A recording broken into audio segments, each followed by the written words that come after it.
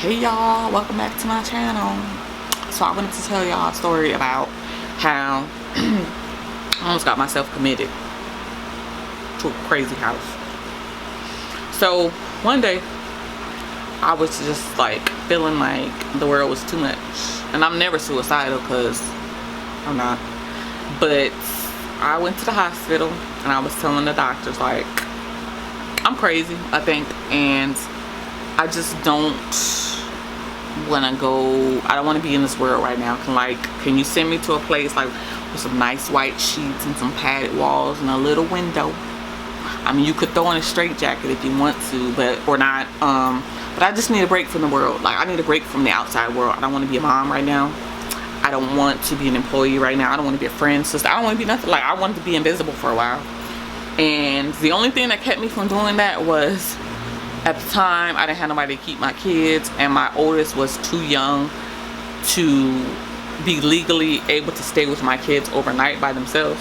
So I came home, but I just was thinking about that the other day, because I'm like, some people that go through depression and are bipolar, schizophrenic and all that, sometimes they don't want to die, but they just don't want to live either. They just want to be. Like, I just came off of a 21-day depression episode, and I just wanted to be. Thankfully, you know, I had to take off some time from work to take care of my little one and make sure he was going to school or whatever. And I had, you know, the ability to stay at home. So I didn't leave my house for 21 straight days.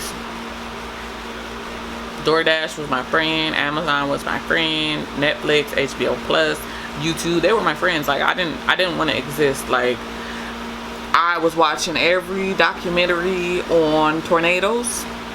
Then when I got tired of that, I moved on to true crime. When I got tired of that, I went to all the world wars. When I got tired of that, I watched a documentary on Chernobyl. When I got tired of that, I watched the documentary and the movie about the uranium girls. That was very interesting. When I got tired of that, I rewatched the whole series of Bones and House, and yeah. So basically, I don't even know why I made this video, but I just wanted to talk to somebody. You know, sometimes we all need that, and I feel like we don't be having, like, sometimes I feel like talking, but I don't be wanting to talk to nobody. And if I talk to myself, then somebody else might get me committed. But no, seriously, I just wanted to share, like, sometimes folks don't want to die, but they just don't want to be a part of life at that moment.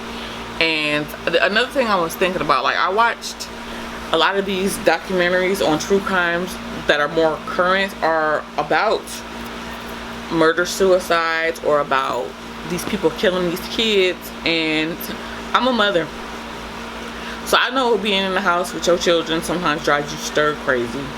And I think that sometimes the younger they are, the more you have the mental state that you're in and the struggles that you're facing from the outside world, like it makes it worse. Like, I ain't never want to kill my kids. Like, drop them off at their daddy house and never come back. That still crosses my mind. But I just feel like with the closing of the schools and there not being adequate mental health care out there for people, like, people are just doing all type of craziness, you know? And I feel like in this world, if we made it easier for people to cry out for help without being stigmatized or making them feel like they're different, then everybody would be at the trying to take a vacation at the crazy house. Or they're like, we should have lines out of the door at the psychology office, the psychiatry office too. Like, we should have support groups just for being alive, you know? Like, I mean, I guess that's what church is, but we ain't had church in person for a long time either. But like, nobody really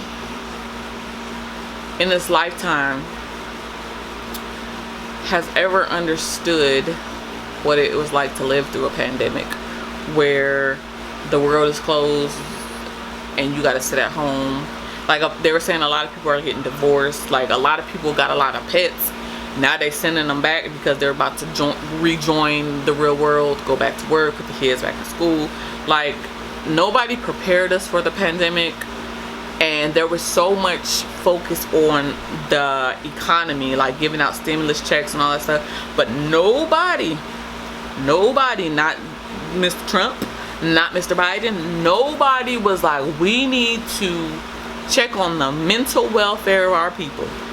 Like, yes, let's give them a stimulus check, make sure they eating good, but let's also give them a free